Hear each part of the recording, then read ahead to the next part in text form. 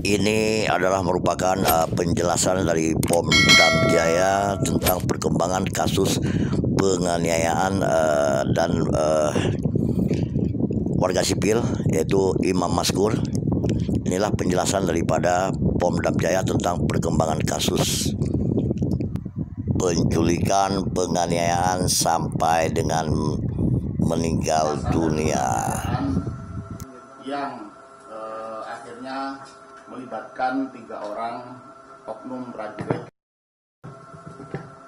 baik yang berasal dari Satuan Pas Pampres maupun yang berasal dari Satuan TNI Angkatan Darat. Perlu saya sampaikan di sini bahwa kasus tersebut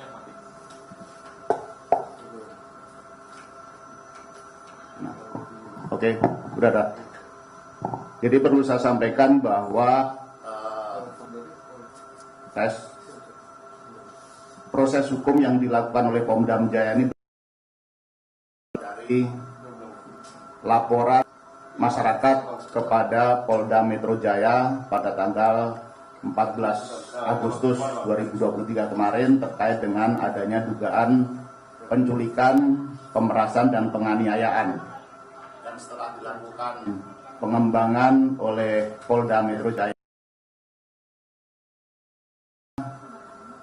diduga ada keterlibatan prajurit TNI, kemudian dilimpahkan kepada Polda melakukan proses lebih lanjut karena yang diduga melakukan tindak pidana tersebut adalah oknum prajurit TNI.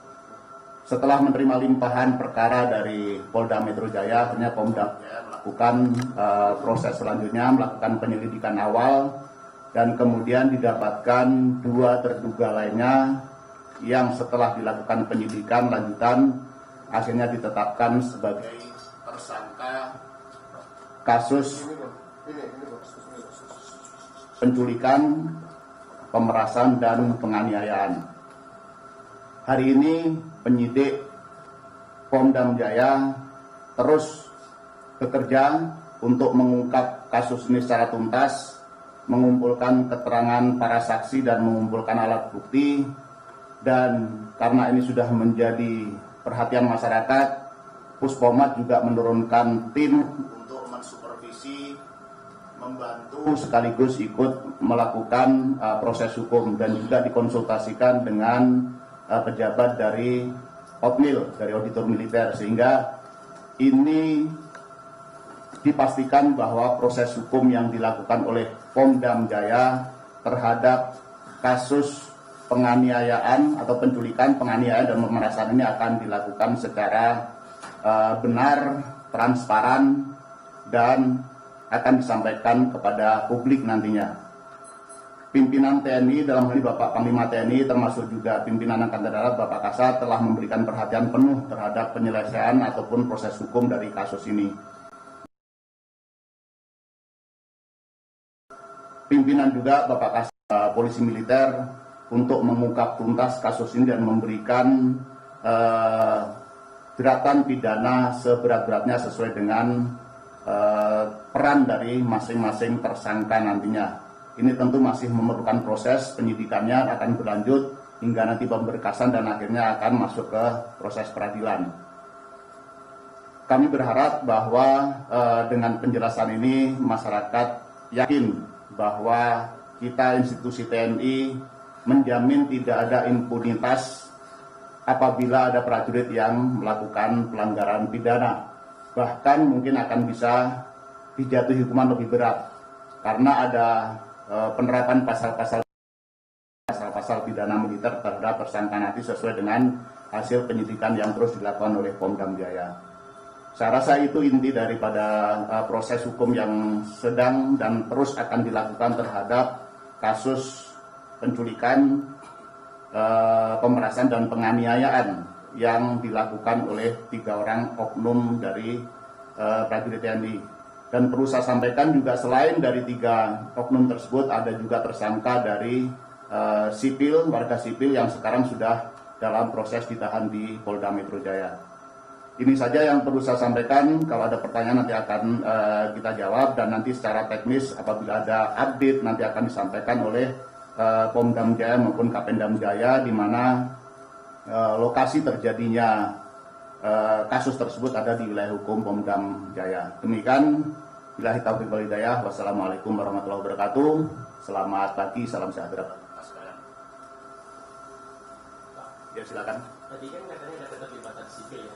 Nah, kami dalami lagi yang korban ini apa saja jualan obat yang terlarangnya, karena itu masih dalam tahap penyidikan. Kita pun juga masih dalam masalah.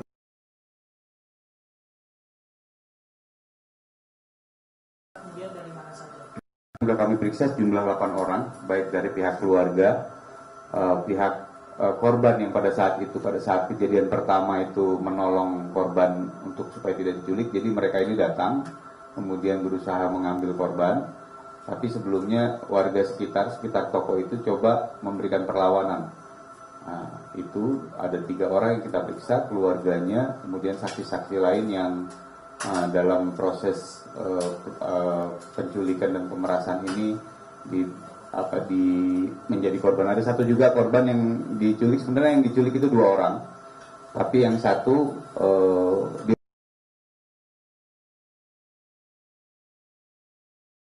Cikeas atau ya di sekitar Tol Cikeas itu dia dilepas. Tapi korban ini sudah kondisinya agak nafasnya sudah susah. Nah, karena ketakutannya kira korban yang satu dilepas. Nah, itu juga kita periksa sebagai saksi.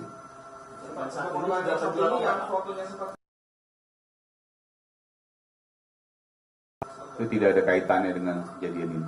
Oh, berarti yang video viral izin konfirmasi ya, pundaknya Willow Cuti itu bukan korban ya? Bukan. Itu bukan salah satu dari saksi maupun korban. Dan boleh minta foto-foto tersangkanya nggak? Bisa.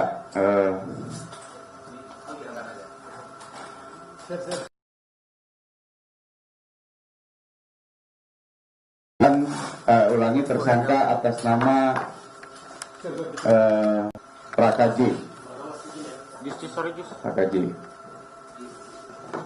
Ini proses pemeriksaannya. Ini pemeriksaan Praka RM.